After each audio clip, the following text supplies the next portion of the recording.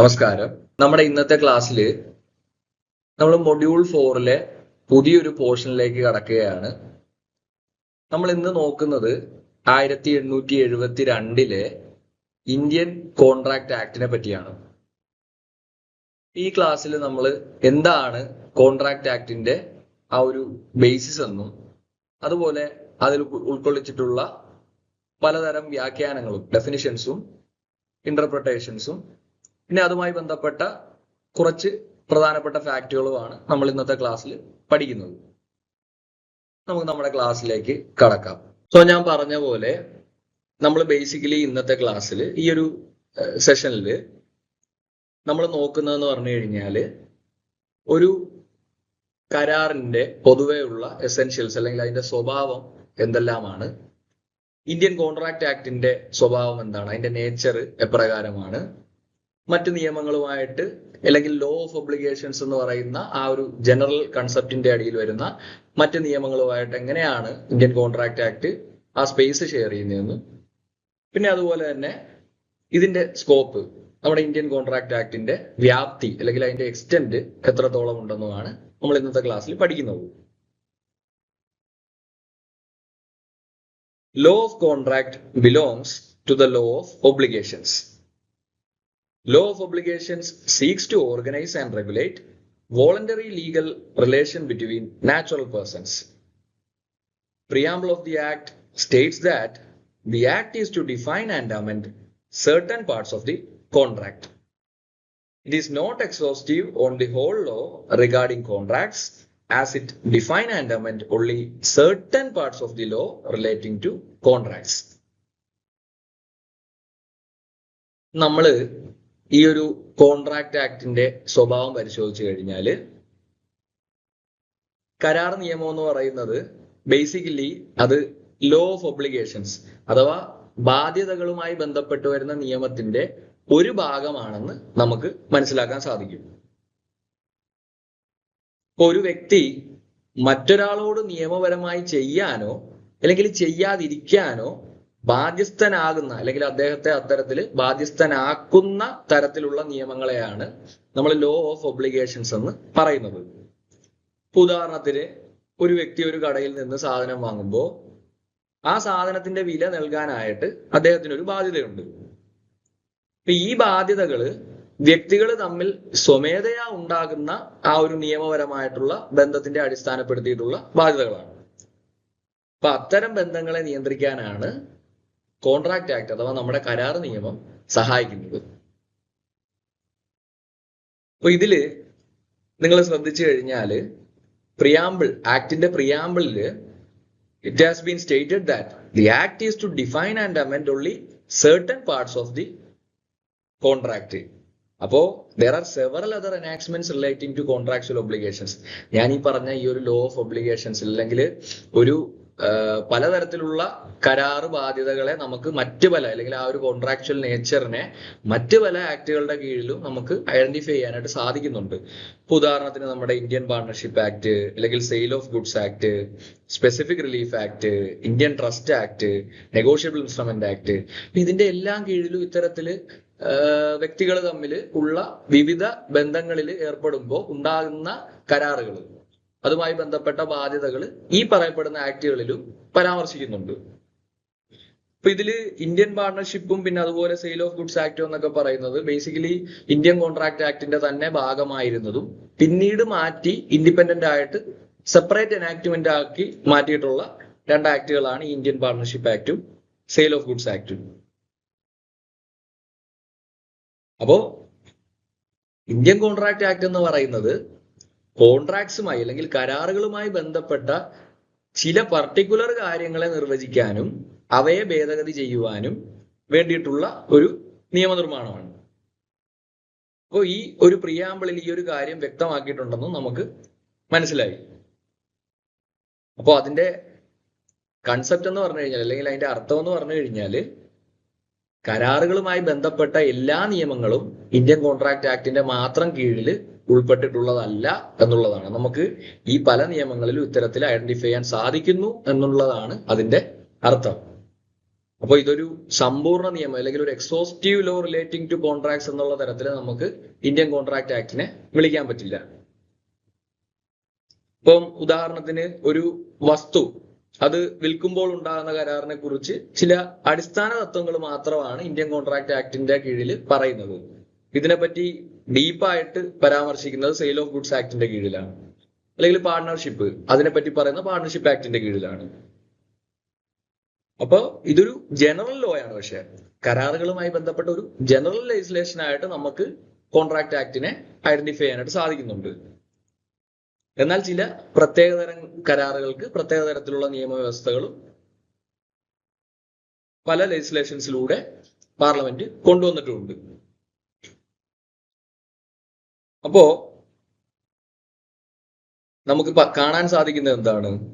It is therefore said that the law of contracts is not the whole law of agreements, nor is it the whole law of obligations. It is the law of those agreements which give rise to obligations and those obligations into freedom of contract. ഇപ്പൊ കരാർ നിയമം എന്ന് പറയുന്നത് എല്ലാ കരാറുകളുടെയും നിയമമല്ല, മറിച്ച് അതൊരു എന്താണ്, അത് എല്ലാ കരാറുകളുടെയും മാത്രമല്ല എല്ലാ ബാധ്യതകളുടെയും നിയമവുമല്ല, മറിച്ച് അത് ബാധ്യതകൾക്ക് വഴിയൊരുക്കുന്ന അല്ലെങ്കിൽ അവയ്ക്ക് കാരണമാകുന്ന കരാറുകളുടെ അതിന് ഒരു ഓപ്പർച്യൂണിറ്റി ഉണ്ടാക്കുന്ന എഗ്രിമെന്റുകളുമായി ബന്ധപ്പെട്ട് വരുന്ന ഒരു നിയമനിർമ്മാണമാണ്.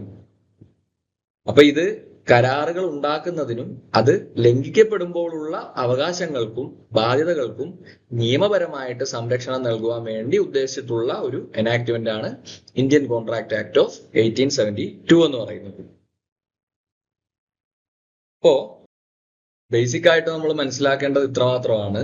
ലോ ഓഫ് ഒബ്ലിഗേഷൻസ് എന്ന് പറയുന്ന ആ ഒരു ബ്രോഡ് സ്പെക്ട്രത്തിലെ ഒരു കണ്ണി അല്ലെങ്കിൽ ഒരു കണിക മാത്രമാണ് ഇന്ത്യൻ കോൺട്രാക്ട് ആക്ട് എന്ന് പറയുന്നത്. പിന്നെ നമുക്ക് അടുത്തതായിട്ട് ഇന്ത്യൻ കോൺട്രാക്ട് ആക്ടിന്റെ എക്സ്റ്റെൻഡ് ആൻഡ് കമൻസ്മെന്റ് ആണ്. Section 1 provides extend and commencement of the act. This act extends to the whole of India. അപ്പൊ നിലവില് ഇന്ത്യൻ കോൺട്രാക്ട് ആക്ട് 1872 ഇന്ത്യ മുഴുവനും ബാധകമാണ്. നമുക്കറിയാം നേരത്തെ ഈ ഒരു ആക്ട് ജമ്മു കാശ്മീർ ഒഴികെയുള്ള മറ്റ് സംസ്ഥാനങ്ങളിലായിരുന്നു ആപ്ലിക്കബിൾ ആയിരുന്നത്. എന്നാൽ 2019 ജമ്മു കാശ്മീർ റീഓർഗനൈസേഷൻ ആക്ടിന്റെ വരവിന് ശേഷം ഈ നിയമത്തിന്റെ ആപ്ലിക്കബിലിറ്റി ജമ്മു കാശ്മീരിലേക്ക് കൂടി എക്സ്റ്റെൻഡ് ചെയ്തു. നിയമം ഉണ്ടാക്കിയത് അല്ലെങ്കിൽ അത് എനാക്ട് ചെയ്യപ്പെട്ടത് എന്നാണ് 25 ഏപ്രിൽ 1872. പാർലമെന്റ് ഇത് പാസ്സാക്കിയ തീയതി എന്ന് പറഞ്ഞു കഴിഞ്ഞാൽ 25 ഏപ്രിൽ 1872 ബ്രിട്ടീഷ് പാർലമെന്റ്, അതായത് ഒരു ബ്രിട്ടീഷ് ഇന്ത്യയിൽ എക്സിസ്റ്റ് ചെയ്തിരുന്ന ഒരു നിയമമാണ് ഇന്ത്യൻ കോൺട്രാക്ട് ആക്ട്. നമുക്കറിയാം സ്വാതന്ത്ര്യത്തിന് മുമ്പ് തന്നെ ഉണ്ടായിരുന്ന one of the law of obligations ആണ് ഇന്ത്യൻ കോൺട്രാക്ട് ആക്ട്. അത് ഇനാക്ട് ചെയ്യപ്പെട്ട തീയതി എന്ന് പറഞ്ഞു കഴിഞ്ഞാൽ 25 ഏപ്രിൽ 1872 ആണ്. കമൻസ് ചെയ്തത് സെപ്റ്റംബർ 1, 1872. അതേ വർഷത്തിൽ തന്നെ സെപ്റ്റംബർ 1-ാം തീയതിയാണ് ഇന്ത്യൻ കോൺട്രാക്ട് ആക്ട് കമൻസ് ചെയ്തത്. Section 1 provides that provisions of any act, statute or regulation not expressly repealed by this act and any usage, custom of trade or incident of any contract not inconsistent with the provisions of the act will not be affected. ഇപ്പോ section 1 ഒരു പ്രധാനപ്പെട്ട കാര്യം കൂടി എടുത്തു പറയുന്നുണ്ട്. അപ്പൊ ഈ നിയമം ഇന്ത്യൻ കോൺട്രാക്ട് ആക്ട് വന്നതിന് ശേഷം അതിനു മുമ്പ് നിലവിലുണ്ടായിരുന്ന എന്നാൽ ഈ നിയമം എക്സ്പ്രസ്ലി റദ്ദാക്കാത്തതുമായിട്ടുള്ള മറ്റു നിയമങ്ങൾ തുടർന്നും നിലനിൽക്കുമെന്നാണ് ഇവിടെ പറഞ്ഞിരിക്കുന്നത്.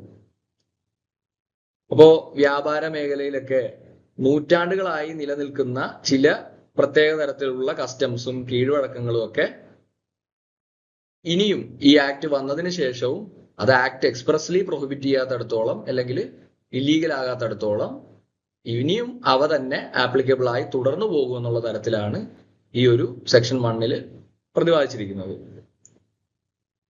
ഇപ്പോ ഉദാഹരണത്തിന് ഒരു കച്ചവടം നടത്തുമ്പോൾ രേഖാമൂലമുള്ള ഒരു കരാറില്ലാതെ, ഒരു റിട്ടേൺ ആയിട്ടുള്ള അല്ലെങ്കിൽ ഒരു വിസിബിൾ റെപ്രസെന്റേഷനിലൂടെ ഉള്ള ഒരു എഗ്രിമെന്റ് ഇല്ലാതെ വാക്കാൽ മാത്രം ധാരണയാക്കുന്നത് ചില മേഖലകളിൽ സാധാരണമാണ്. അല്ലെങ്കിൽ ചില പ്രത്യേക ട്രേഡുമായിട്ട് ബന്ധപ്പെട്ടോ അല്ലെങ്കിൽ ചില പ്രത്യേക ബിസിനസ്സുമായിട്ട് ബന്ധപ്പെട്ടോ അവയൊക്കെ സാധാരണമാണ്. അപ്പൊ അത്തരം കസ്റ്റംസിനെ അല്ലെങ്കിൽ കീഴ്വഴക്കങ്ങളെ ഈ നിയമത്തിന് വിരുദ്ധമല്ലെങ്കിൽ, ഈ ഒരു ഇന്ത്യൻ കോൺട്രാക്ട് ആക്ടിൽ എക്സ്പ്രസ് ആയിട്ട് അവയെ പ്രൊഹിബിറ്റ് ചെയ്തിട്ടില്ലെങ്കിൽ അവ ഇനിയും തുടർന്നും പ്രാബല്യത്തിലിരിക്കുമെന്നാണ് ഈ ഒരു പർട്ടിക്കുലർ പോർഷനിൽ പറയുന്നത്. അപ്പോ ചുരുക്കത്തില് ഈ നിയമം ഒരു പുതിയ സംവിധാനം കൊണ്ടുവന്നപ്പോഴും അത് പഴയ കാലം മുതൽ നിലനിന്നിരുന്ന ചില നല്ല കീഴ്വഴക്കങ്ങളെയും മറ്റ് നിയമങ്ങളെയും ഇത് ഇല്ലാതാക്കുന്നില്ല എന്നുള്ളതാണ് ഇതിന്റെ ഒരു പ്രത്യേകത, സവിശേഷത. അപ്പോ ഇത് ഇന്ത്യൻ കോൺട്രാക്ട് ആക്ടിന്റെ വൺ ഓഫ് ദി, അല്ലെങ്കിൽ അതിന്റെ നേച്ചറും പൊതു സ്വഭാവവും അതുപോലെ അതിന്റെ പരിമിതികളും വീണ്ടും ഊന്നി പറയുന്ന ഒരു പോർഷൻ കൂടിയാണ്. ഇനി നമുക്ക് ഇന്നത്തെ ക്ലാസ്സിന്റെ ഏറ്റവും സുപ്രധാനമായിട്ടുള്ള ഏരിയയിലേക്ക് കടക്കാം. Interpretation close. ഇന്ത്യൻ കോൺട്രാക്ട് ആക്ടിലെ ഏറ്റവും പ്രധാനപ്പെട്ട ഡെഫിനിഷൻസ് ആണ് നമ്മൾ ഇനി അടുത്തതായിട്ട് നോക്കാൻ പോകുന്നത്. മറ്റേത് ആക്ടുകളിലെയും പോലെ തന്നെ ഇവിടെയും സെക്ഷൻ 2 കീഴിൽ തന്നെയാണ് ഇന്റർപ്രിട്ടേഷൻ അല്ലെങ്കിൽ ഡെഫിനിഷൻ ക്ലോസ് ഉൾപ്പെടുത്തിയിട്ടുള്ളത്. പിന്നെ ആക്ടിന്റെ മറ്റ് ചില ഇടങ്ങളിലായിട്ട് ചില പ്രത്യേക സാഹചര്യങ്ങളിൽ ചില പ്രത്യേക വാക്കുകളെയൊക്കെ കൂടി വിശദീകരിക്കുന്നുണ്ട്. അത് നമുക്ക് അന്നേരം സെക്ഷൻസ് പഠിക്കുമ്പോൾ നോക്കാം. ഇപ്പോ ആദ്യമായിട്ട് section 2A, proposal. When one person signifies to another his willingness to do or to abstain from doing anything with a view to obtaining the assent of that other to such act or abstinence, he is said to make a proposal. അപ്പോൾ ഒരു വ്യക്തി മറ്റൊരാളോട് ഒരു കാര്യം ചെയ്യാനോ, his willingness to do or ചെയ്യാതിരിക്കാനോ, to abstain, അപ്പൊ ചെയ്യാതിരിക്കാനോ ഉള്ള തന്റെ ആഗ്രഹം അറിയിക്കുകയും അതിലൂടെ ആ മറ്റേ വ്യക്തിയുടെ സമ്മതം നേടാൻ ശ്രമിക്കുകയും ചെയ്യുമ്പോൾ അവിടെയാണ് നമ്മളൊരു പ്രൊപ്പോസൽ എന്ന ആ പ്രക്രിയയാണ് നമ്മളൊരു പ്രൊപ്പോസൽ വെക്കുക എന്ന് പറയുന്നത്. ഉദാഹരണം പറയാനാണെങ്കിൽ എ എന്ന വ്യക്തി ബിയോട് തന്റെ കാറ് 5 ലക്ഷം രൂപയ്ക്ക് വിൽക്കാൻ തയ്യാറാണെന്ന് പറയുന്നു. ഇപ്പൊ ഇവിടെ ബിയുടെ സമ്മതം നേടാൻ വേണ്ടിയിട്ടാണ് എ ഇത്തരത്തിലൊരു നിർദ്ദേശം അല്ലെങ്കിൽ ഒരു പ്രപ്പോസൽ വെക്കുന്നത്. അപ്പൊ അതിനെ ഒരു പ്രപ്പോസലായിട്ട് നമുക്ക് കണക്കാക്കാം. അല്ലെങ്കിൽ ബി പറയുകയാണ് നിന്റെ കാർ ഞാൻ 5 ലക്ഷം രൂപയ്ക്ക് വാങ്ങാൻ തയ്യാറാണ്. അപ്പൊ അവിടെയും ഒരു പ്രപ്പോസലാണ് വരുന്നത്. Section 2B, promise. When the person to whom the proposal is made signifies this assent, the proposal is said to be accepted. A proposal, when accepted, becomes a promise. ഇപ്പൊ വാഗ്ദാനം. ഒരു പ്രപ്പോസൽ ലഭിക്കുമ്പോൾ അത് ലഭിച്ച വ്യക്തി ആ പ്രപ്പോസലിനോട് തന്റെ സമ്മതം, തന്റെ അസന്റ് അറിയിച്ചു കഴിഞ്ഞാല് ആ ഒരു പ്രപ്പോസല് സബ്സിക്വന്റ് ആയിട്ട് ഒരു പ്രോമിസ് അല്ലെങ്കിൽ ഒരു വാഗ്ദാനമായിട്ട് പരിണമിക്കും. ഉദാഹരണം പറയാനാണെങ്കിൽ എയുടെ കാറ് വാങ്ങാനുള്ള ആ നിർദ്ദേശം ബി കേട്ടതിന് ശേഷം താൻ അത് വാങ്ങാൻ തയ്യാറാണെന്ന് ബി മറുപടി പറയുന്നതായിട്ട് നമ്മൾ കണ്ടു കഴിഞ്ഞാൽ ഇവിടെ എയുടെ പ്രപ്പോസൽ സ്വീകരിച്ചുകൊണ്ട് ബി നടത്തിയ ആ ഒരു ആക്ടിനെ നമ്മളൊരു പ്രോമിസ് ആയിട്ട് അല്ലെങ്കിൽ ഒരു വാഗ്ദാനമായിട്ട് മാറിയതായി കാണാൻ നമുക്ക് സാധിക്കും. ഈ promisor and promisee. Section 2C. The person making the proposal is called the promiser and the person accepting the proposal is called the promisee. ഒരു കാര്യം, ഒരു പർട്ടിക്കുലർ ആക്ട് ചെയ്യാമെന്നോ ഒരു പർട്ടിക്കുലർ ആക്ടിൽ നിന്നും അബ്സ്റ്റെയിൻ ചെയ്യാമെന്നോ ഉള്ള തരത്തിൽ പ്രപ്പോസൽ വെക്കുന്ന ആ വ്യക്തിയെയാണ് നമ്മൾ പ്രോമിസർ എന്ന് വിളിക്കുന്നത്. കാരണം അദ്ദേഹമാണ് ആ ഒരു പ്രപ്പോസൽ മുമ്പോട്ട് വെക്കുന്നത്. അപ്പൊ ആ പ്രപ്പോസലിനെ അക്സെപ്റ്റ് ചെയ്യുന്ന വ്യക്തിയാണ് പ്രോമിസി എന്ന് നമ്മൾ വിളിക്കുന്നത്. അടുത്തതായിട്ട് നമുക്ക് എന്താണ് ഇന്ത്യൻ കോൺട്രാക്ട് ആക്ടിലെ കൺസിഡറേഷൻ അഥവാ പ്രതിഫലം എന്നുള്ളതിന്റെ വ്യാഖ്യാനമെന്ന് പരിശോധിക്കുക. Consideration under section 2 clause D gives when at the desire of the promiser, the promisee or any other person has 1. done or abstained from doing, or 2. does or abstains from doing, or 3. promises to do or to abstain from doing something, such act or abstinence or promise is called the consideration for the promised.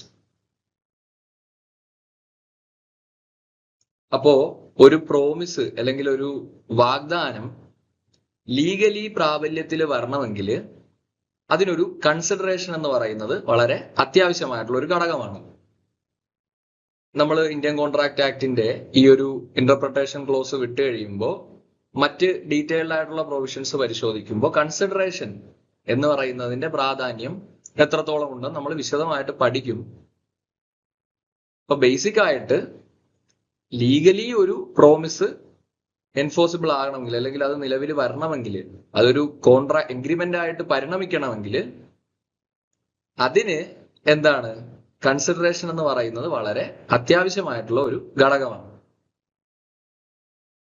അപ്പോൾ ഈ consideration എന്ന് പറഞ്ഞു കഴിഞ്ഞാൽ ഒരു എഗ്രിമെന്റിന്റെ കീഴിൽ ഓരോ കക്ഷിക്കും ലഭിക്കുന്ന എന്തെങ്കിലും തരത്തിലുള്ള നേട്ടമോ അല്ലെങ്കിൽ അവർ ചെയ്യുന്ന എന്തെങ്കിലും തരത്തിലുള്ള പ്രവൃത്തിയോ അല്ലെങ്കിൽ അവർ ചെയ്യാത്ത അല്ലെങ്കിൽ ചെയ്യില്ല എന്ന് വാഗ്ദാനം നൽകുന്ന എന്തെങ്കിലും തരത്തിലുള്ള പ്രവൃത്തികളോ ഒക്കെയാണ് നമ്മൾ കൺസിഡറേഷൻ എന്ന് പറയുന്നത്. ലളിതമായി പറഞ്ഞു കഴിഞ്ഞാൽ എന്തെങ്കിലും പകരം നൽകുക എന്നതിനെയാണ് നമ്മൾ പ്രതിഫലം കൊണ്ട് ഉദ്ദേശിക്കുന്നത്. നമുക്കൊരു മാക്സിമം ഉണ്ട്, ക്വിഡ് പ്രോ ക്യോ എന്ന് പറയുന്നത് നമ്മൾ ഒരുപാട് ഏരിയാസിൽ കേട്ടിട്ടുള്ളതായിരിക്കും, സംതിങ് ഫോർ സംതിങ്. അപ്പൊ ദാറ്റ് സംതിങ്, ആ something for some other thing, അതിനെയാണ് നമ്മൾ കൺസിഡറേഷൻ എന്ന് പറയുന്നത്. ഉദാഹരണം പറയാനാണെങ്കിൽ എ എന്ന വ്യക്തി തന്റെ കാർ വിൽക്കാനായിട്ട് ബിയുമായി ഒരു കരാറുണ്ടാക്കുന്നു. അപ്പൊ ബി എക്ക് 5 ലക്ഷം രൂപ ഇതിന് പ്രതിഫലമായിട്ട് നൽകാമെന്ന് പറയുന്നു. അപ്പൊ അവിടെ ആ ബിയുടെ ആ ഒരു ആക്ടിനെയാണ് നമ്മൾ എന്തെന്ന് പറയുന്നത്, കൺസിഡറേഷൻ എന്ന് പറയുന്നത്. അപ്പൊ ഇവിടെ വിൽക്കാമെന്ന് പറയുന്നു, തുക നൽകാമെന്ന് പറയുന്നു. അപ്പൊ ഇത് രണ്ടും ഫ്യൂച്ചറിൽ നടക്കുന്ന ഇവന്റ്സ് ആണ്. അപ്പൊ promises to do or abstain from doing എന്നുള്ളത് കൊണ്ട് അതാണ് ഉദ്ദേശിക്കുന്നത്. ഇനി ചെയ്യുകയോ അല്ലെങ്കിൽ ചെയ്യാതിരിക്കുകയോ ചെയ്യുക ഒരു സൈമിൾട്ടേനിയസ് ആയിട്ട് നടക്കുന്ന ആക്ട്. നമ്മൾ കടയിൽ പോയിട്ട് കുറച്ച് സാധനം വാങ്ങുന്നു, അതിന്റെ എമൗണ്ട് നമ്മൾ പേ ചെയ്യുന്നു, അയാൾ സാധനം നമുക്ക് തരുന്നു. അപ്പൊ does or abstain from doing. ഇനി അതല്ല, done or abstained from doing. Already എൻ്റെ ഒരു സുഹൃത്ത് ബന്ധം കൂടിയുള്ള ഒരു വ്യക്തി എനിക്കൊരു കാർ വിറ്റു. അയാളുടെ കാർ ഇപ്പോൾ നിലവിൽ എൻ്റെ കൈവശമാണ്.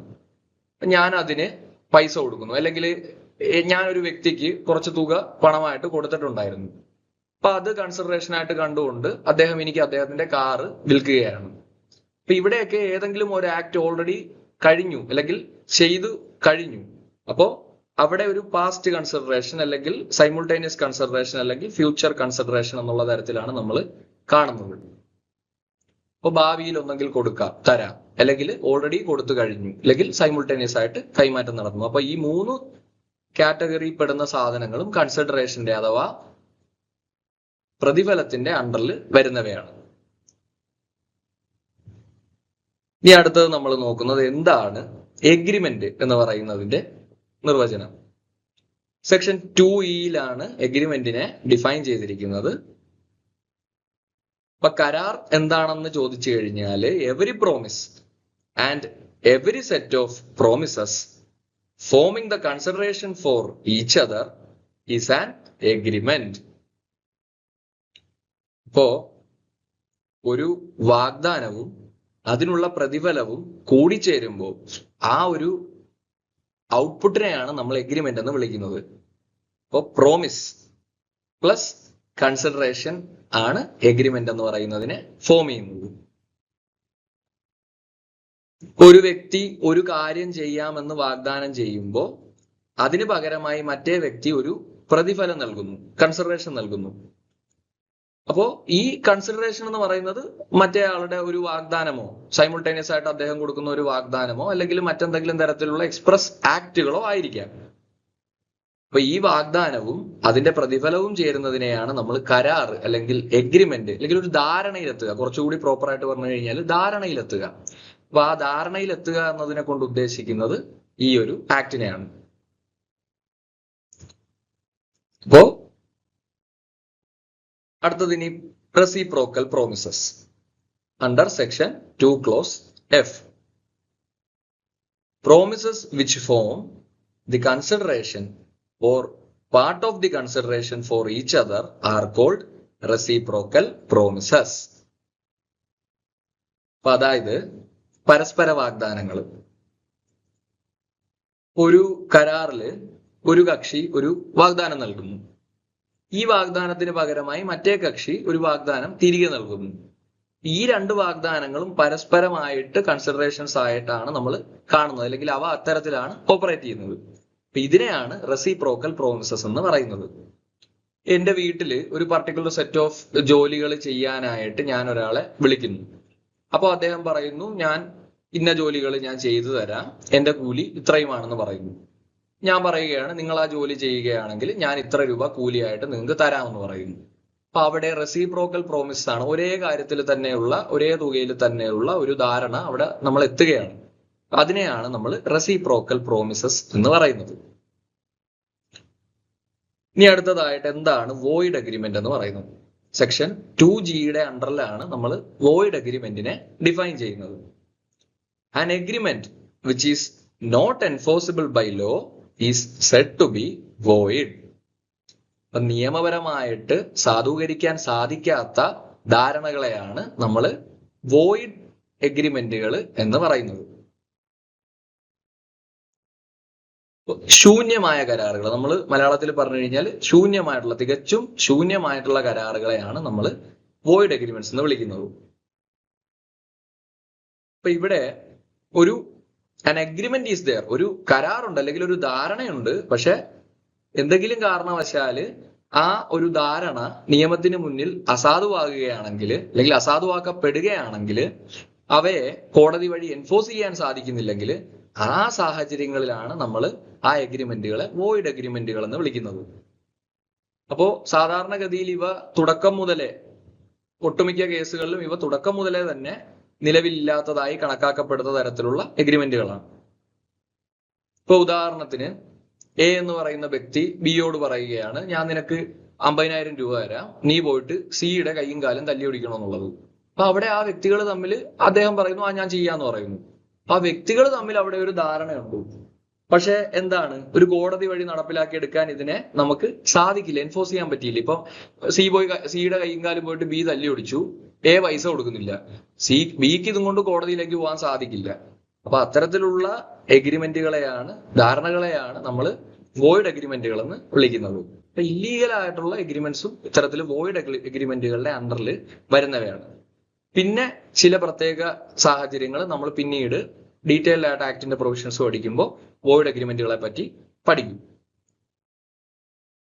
ഇനി അടുത്തതായിട്ട് കോൺട്രാക്ട് ആക്ടിന്റെ വളരെ സുപ്രധാനമായിട്ടുള്ള നിർവചനമാണ് അണ്ടർ സെക്ഷൻ 2 clause H എന്താണ് കോൺട്രാക്ട് എന്നതിന്റെ വ്യാഖ്യാനം. An agreement enforceable by law is a contract. അപ്പോ വോയിഡ് അഗ്രിമെന്റുകളെ പറ്റി നമ്മൾ പഠിച്ചതിന്റെ ആ ഒരു ശൂന്യമായ ധാരണകളുടെ നേരെ വിപരീതം, നേരെ ഓപ്പോസിറ്റ് ആണ് കോൺട്രാക്ട് എന്നുള്ളതിന്റെ നിർവചനം. An agreement which is enforceable by law is a contract. അപ്പൊ നിയമപരമായിട്ട് നടത്തിയെടുക്കാൻ സാധിക്കുന്ന ധാരണകളെ അല്ലെങ്കിൽ കരാറുകളെയാണ് നമ്മൾ കോൺട്രാക്ട് എന്ന് ആക്ടില് വിശേഷിപ്പിക്കുന്നത്, ആക്ടിന്റെ ആവശ്യങ്ങൾക്കായിട്ട് നമ്മൾ വിശേഷിപ്പിക്കുന്നത്. അപ്പോ ഇത്തരം ഒരു എഗ്രിമെന്റുകളിൽ അല്ലെങ്കിൽ ഇങ്ങനെയുള്ള നിയമപരമായിട്ട് നടപ്പിലാക്കിയെടുക്കാൻ സാധിക്കുന്ന എഗ്രിമെന്റുകൾ എന്ന് പറയുമ്പോൾ അതിലെ ടേംസ് ആ എഗ്രി ചെയ്തിരിക്കുന്ന വ്യക്തികൾ അവരിൽ ആരെങ്കിലും ലംഘിച്ചു കഴിഞ്ഞാൽ അവയെ കോടതി മുഖാന്തരം നടപ്പിലാക്കി എടുക്കാനായിട്ട് സാധിക്കും. എൻഫോഴ്സിബിൾ ആണോ? അപ്പൊ അതിനെയാണ് നമ്മൾ കോൺട്രാക്റ്റുകൾ എന്ന് വിളിക്കുന്നത്. ഇനി എന്താണ് വോയിഡബിൾ കോൺട്രാക്ട് എന്നുള്ള സെക്ഷൻ 2 ക്ലോസ് I. ഒരുപാട് പേപ്പറുകളിൽ ഈ ഒരു വോയിഡബിൾ കോൺട്രാക്റ്റിന്റെ ഡെഫിനിഷൻ ആണ് ചോദിച്ച് കണ്ടിട്ടുള്ളത്. കാരണം നമ്മൾ വോയിഡബിൾ എന്ന് കാണുമ്പോൾ ചിലരിൽ ഒരു കൺഫ്യൂഷൻ വരാൻ സാധ്യതയുണ്ട്. അതായത് വോയിഡ് ആയിട്ടുള്ള എഗ്രിമെന്റ്സ് ആണ് എന്നുള്ള തരത്തിൽ, അല്ലെങ്കിൽ അവയെ നടത്തിയെടുക്കാം എന്ന് പറയുന്ന തരത്തിൽ. അപ്പൊ ഏതിലാണ് ഇതിന്റെ അണ്ടറിലാണ് വോയിഡബിൾ എന്ന് പറയുന്നതിന്റെ ഡെഫിനിഷൻ വരുന്നതെന്ന് ചിലപ്പോൾ നമുക്ക് ക്വസ്റ്റ്യൻ കാണുമ്പോൾ കൺഫ്യൂഷൻ വരാം. ആ കൺഫ്യൂഷൻ മാറ്റാനായിട്ട് ഇതൊന്ന് ശ്രദ്ധിച്ച് പഠിക്കുക. Voidable contract is defined under section 2 clause I. An agreement which is enforceable by law at the option of one or more of the parties thereto, but not at the option of the other or others, is a voidable contract. അപ്പോ വേണമെങ്കിൽ റദ്ദാക്കാവുന്ന കരാറുകൾ, അവയെയാണ് നമ്മൾ voidable contracts എന്ന് വിളിക്കുന്നത്. അപ്പോ void agreements എന്ന് പറഞ്ഞു കഴിഞ്ഞാൽ എന്താണ്? അവ നിയമപരമായിട്ട് അസാധുവായിട്ടുള്ള കരാറുകളാണ്, നമുക്കറിയാം. പക്ഷെ വോയിഡബിൾ എഗ്രിമെന്റുകളുടെ അല്ലെങ്കിൽ വോയിഡബിൾ കോൺട്രാക്റ്റുകളുടെ പ്രത്യേകത എന്ന് പറഞ്ഞു കഴിഞ്ഞാൽ ഇനീഷ്യലി ഇവ വാലിഡ് ആണ്, ദേ ആർ വാലിഡ് കോൺട്രാക്ട്സ്. പക്ഷെ ചില സാഹചര്യങ്ങൾ മൂലമോ അല്ലെങ്കിൽ കോൺട്രാക്റ്റിന്റെ എന്തെങ്കിലും എസെൻഷ്യൽസ് അവിടെ പാലിച്ചിട്ടില്ല, അല്ലെങ്കിൽ വ്യക്തികളുടെ കൺസെന്റ് പ്രോപ്പർ ആയിരുന്നില്ല, അത് ഒബ്റ്റെയിൻഡ് ത്രൂ ഫ്രോഡോ അല്ലെങ്കിൽ മിസ്റെപ്രസെന്റേഷനോ അല്ലെങ്കിൽ അത്തരത്തിലുള്ള എന്തെങ്കിലും തരത്തിലുള്ള മറ്റ് നിർബന്ധങ്ങളോ അല്ലെങ്കിൽ ഭീഷണിയോ അതിനോടൊക്കെ വഴിപ്പെട്ടിട്ടാണ് ഒരു വ്യക്തി തന്റെ സമ്മതം നൽകിയതെങ്കിൽ ആ പർട്ടിക്കുലർ വ്യക്തിക്ക് ഈ കരാറിനെ റദ്ദാക്കാനായിട്ട് നിയമപരമായിട്ടൊരു അവകാശമുണ്ട്.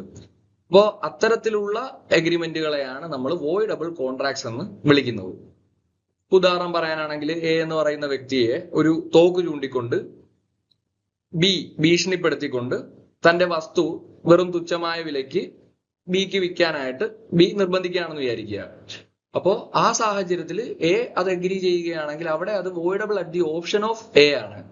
അത് നിയമപരമായി നമ്മൾ നോക്കുമ്പോൾ ഈ ഒരു ഫാക്ട് എന്ന് പറയുന്നത് ലോയ്ക്ക് അറിയാത്തടത്തോളം, അതായത് എ തന്റെ കൺസെന്റ് ബി ഒബ്റ്റെയിൻ ചെയ്തത് പ്രകാരമാണ്, ഒരു അൺഡ്യൂ ഇൻഫ്ലുവൻസ് ചെലുത്തിയിട്ടാണ്, അല്ലെങ്കിൽ ഒരു മിസ്റെപ്രസെന്റേഷനിലൂടെയാണ്, അല്ലെങ്കിൽ അത്തരത്തിലുള്ള പല കാരണങ്ങളും കാണിച്ചുകൊണ്ട് നമുക്കതൊക്കെ ഡീറ്റെയിൽഡ് ആയിട്ട് പിന്നീട് പഠിക്കാം. അപ്പോൾ അല്ലെങ്കിൽ ആ ഒരു അൺഡ്യൂ ഇൻഫ്ലുവൻസ് അല്ല, കോയേഷൻ ചെലുത്തിക്കൊണ്ടാണ് എന്നുള്ള തരത്തിലൊക്കെ കാണിച്ചു കഴിഞ്ഞാൽ അവിടെ തന്റെ കൺസെന്റ് അപ്രകാരം ഒബ്റ്റെയിൻ ചെയ്തത് കൊണ്ട് at the option of A ഇത് വോയിഡബിൾ ആണ്. അപ്പൊ അതിനെയാണ് നമ്മൾ വോയിഡബിൾ കോൺട്രാക്ട്സ് എന്ന് വിളിക്കുന്നത്. അപ്പൊ ചുരുക്കി പറഞ്ഞു കഴിഞ്ഞാല് ഇത്തരം കരാറുകൾ റദ്ദാക്കാൻ സാധ്യതയുള്ള നിയമപരമായിട്ടുള്ള കരാറുകൾ തന്നെയാണ്. കരാറിൽ അല്ലെങ്കിൽ കരാറ് പ്രകാരം ദുരിതത്തിലായ കക്ഷിക്ക് റദ്ദാക്കാൻ അദ്ദേഹം തീരുമാനമെടുക്കുന്നത് വരെ അത് നിലനിൽക്കുക തന്നെ ചെയ്യും എന്നുള്ളതാണ് പ്രധാനമായിട്ടും മനസ്സിലാക്കിയിരിക്കേണ്ട ഫാക്ട് എന്ന് പറയുന്നത്. ഇനി contract becomes void, section 2 clause J. Definition സെക്ഷനിലെ അവസാനത്തെ ഡെഫിനിഷൻ ആണ്: a contract which ceases to be enforceable by law become void when it ceases to be enforceable. വളരെ ലളിതമായിട്ടുള്ള ഒരു ഡെഫിനിഷനാണ്. സെക്ഷൻ 2J പ്രകാരം ഒരു നിയമപരമായ കരാർ പിന്നീട് ചില കാരണങ്ങളാൽ നിയമപരമായി നടപ്പാക്കാൻ കഴിയാത്ത തരത്തിലുള്ള അവസ്ഥയിലേക്ക് മാറുമ്പോൾ അത് ഒരു വോയിഡ് ആയിട്ടുള്ള കരാറുകളായി അല്ലെങ്കിൽ ശൂന്യമായ കരാറായി പരിണമിക്കുന്നതിനെയാണ് നമ്മൾ കോൺട്രാക്ട് ബിക്കംസ് വോയിഡ് എന്നുള്ള തരത്തിൽ സെക്ഷൻ 2Jയുടെ അണ്ടറിൽ ഡിഫൈൻ ചെയ്യുന്നത്. അപ്പോ കരാറ് ഇനിഷ്യലി നിലവിൽ വരുമ്പോൾ അത് പൂർണ്ണമായിട്ടും വാലിഡ് ആയിരിക്കും, എൻഫോഴ്സിബിൾ ആയിരിക്കും. എന്നാൽ പിന്നീട് കരാറിലെ വ്യവസ്ഥകൾ നടപ്പാക്കാൻ കഴിയാത്ത ചില സാഹചര്യങ്ങൾ ഉടലെടുക്കുകയാണ്. അപ്പോ ഇത്തരം സാഹചര്യങ്ങൾ വരുമ്പോൾ കരാറ് സ്വയം ഓട്ടോമാറ്റിക്കലി വോയിഡ് ആയി പോവുകയാണ്. അപ്പോൾ ഇതിൽ നിന്നും ഇത് വ്യത്യാസമാണ്. അത് നിങ്ങൾക്ക് മനസ്സിലായി കാണുമെന്ന് ഞാൻ പ്രതീക്ഷിക്കുന്നു. വോയിഡബിളിന്റെ കാര്യത്തിൽ ആ ഒരു പർട്ടിക്കുലർ വ്യക്തിയുടെ ഓപ്ഷനിലാണ്, അല്ലെങ്കിൽ ആരുടെ കൺസെന്റ് ആണോ ഇപ്രകാരം ഇംപ്രോപ്പർ ആയിട്ട് അക്വയർ ചെയ്തത് അയാളുടെ താല്പര്യത്തിനനുസരിച്ചാണ് കോൺട്രാക്ട് വോയിഡബിൾ ആക്കാൻ സാധിക്കുന്നത്. പക്ഷെ അത് വോയിഡബിൾ ആക്കുന്നത് വരെ നിയമപരമായി നിലനിൽക്കുകയും ചെയ്യും. പക്ഷെ ഇവിടെ കോൺട്രാക്ട് ബിക്കംസ് വോയിഡ് എന്ന് പറയുന്നത് നിയമപരമായിട്ടുള്ള ചില കാരണങ്ങൾ മൂലം ഒരു കോൺട്രാക്ട് ഇനീഷ്യലി വാലിഡ് ആയിരുന്ന ഒരു കോൺട്രാക്ട് സബ്സിക്വന്റ്ലി അൺഎൻഫോഴ്സിബിൾ ആയി മാറുകയാണ്. അപ്പോൾ രണ്ടും ഡിഫറെന്റ് സെനാരിയോസ് ആണ്. ഇപ്പോ ഉദാഹരണം പറയാനാണെങ്കിൽ എയും ബിയും തമ്മിൽ ഒരു കരാർ ഉണ്ടാക്കുകയാണ് വിദേശ രാജ്യത്തേക്ക് കുറച്ച് സാധനങ്ങൾ കയറ്റി അയക്കാൻ വേണ്ടിയിട്ട്. അപ്പോൾ ഇവിടെ സബ്സിക്വന്റ് ആയിട്ട് ആ പർട്ടിക്കുലർ വിദേശ രാജ്യവുമായിട്ട് ഇന്ത്യ യുദ്ധം പ്രഖ്യാപിക്കുകയാണ്. അല്ലെന്നുണ്ടെങ്കിൽ എന്താണ്, മറ്റെന്തെങ്കിലും തരത്തിലുള്ള നയതന്ത്രപരമായിട്ടുള്ള തീരുമാനങ്ങൾ എടുത്തുകൊണ്ട് ആ വിദേശ രാജ്യത്തേക്ക് സാധനങ്ങളൊന്നും കയറ്റി അയക്കണ്ട എന്നുള്ള തരത്തിൽ പാർലമെന്റ് ഒരു നിയമം പുറപ്പെടുവിക്കുകയാണ്, അല്ലെങ്കിൽ ഗവൺമെന്റ് ഒരു ഓർഡർ ഇടുകയാണ്. അപ്പൊ ആ സാഹചര്യത്തിൽ ഒബ്വിയസ്ലി ആ കരാറിലെ ടേംസ് പെർഫോം ചെയ്യാനായിട്ട് കൺസേൺഡ് വ്യക്തികൾക്ക് സാധിക്കില്ല. അപ്പോ അവിടെ നമ്മൾ കണക്കാക്കുന്നത് കോൺട്രാക്ട് ബിക്കം വോയിഡ്. സെക്ഷൻ 2Jയുടെ ഡെഫിനിഷൻ പ്രകാരം the contract has become void എന്നാണ് നമ്മൾ അവിടെ പറയുന്നത്. ഇനി അടുത്തത് നമ്മൾ കോൺട്രാക്ട് ആക്ട് പഠിക്കുമ്പോൾ കേൾക്കുന്ന ഒരു പ്രധാനപ്പെട്ട quote, all contracts are agreements but all agreements are not contracts. അപ്പൊ എല്ലാ കരാറുകളും ധാരണകളാണ്, പക്ഷെ എല്ലാ ധാരണകളും കരാറുകളായി പരിണമിക്കണം എന്ന് നിർബന്ധമില്ല. അതാണ് ഈ ഒരു ഡെഫിനിഷന്റെ അർത്ഥം.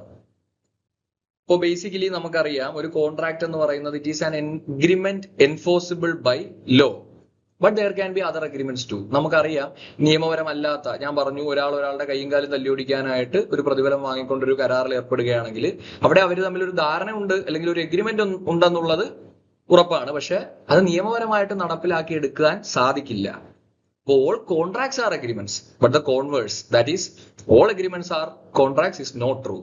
എല്ലാ എഗ്രിമെന്റുകളും കോൺട്രാക്ട് ആകണമെന്നില്ല, പക്ഷെ എല്ലാ കോൺട്രാക്റ്റുകളും എഗ്രിമെന്റുകൾ തന്നെയാണ്. അപ്പൊ എന്തൊക്കെയാണ് കോൺട്രാക്ടിന്റെ എസെൻഷ്യൽ എലമെന്റ്സ് എന്ന് പറയുന്നത്?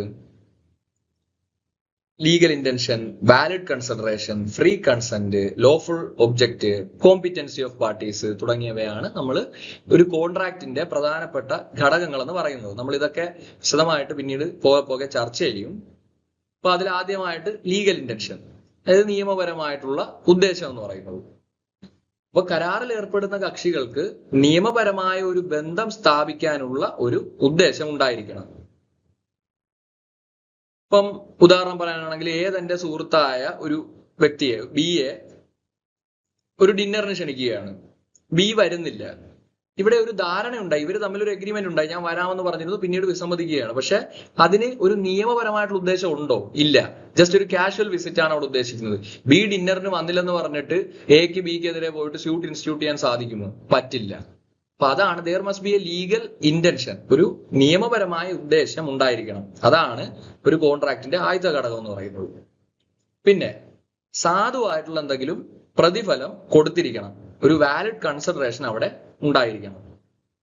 അപ്പോ കരാറിലെ പ്രതിഫലം എന്ന് പറയുന്നത് റിയൽ ആയിരിക്കണം, അത് മിയർലി ഇല്യൂസറി അല്ലെങ്കിൽ ഒരു എന്തെങ്കിലും തരത്തിലുള്ള പ്രോപ്പർലി നമുക്ക് വാലിഡേറ്റ് ചെയ്യാൻ പറ്റാത്ത അല്ലെങ്കിൽ എന്തെങ്കിലും തരത്തിൽ യഥാർത്ഥമല്ലാത്തതായി പോകാൻ സാധ്യതയുള്ള പ്രതിഫലങ്ങളായി പോകരുത്. വെറും എന്താ പറയണ്ടേ, ഒരു റിയൽ ഒരു എക്സിസ്റ്റൻസ് ആ ഒരു കൺസിഡറേഷന് ഉണ്ടായിരിക്കണം.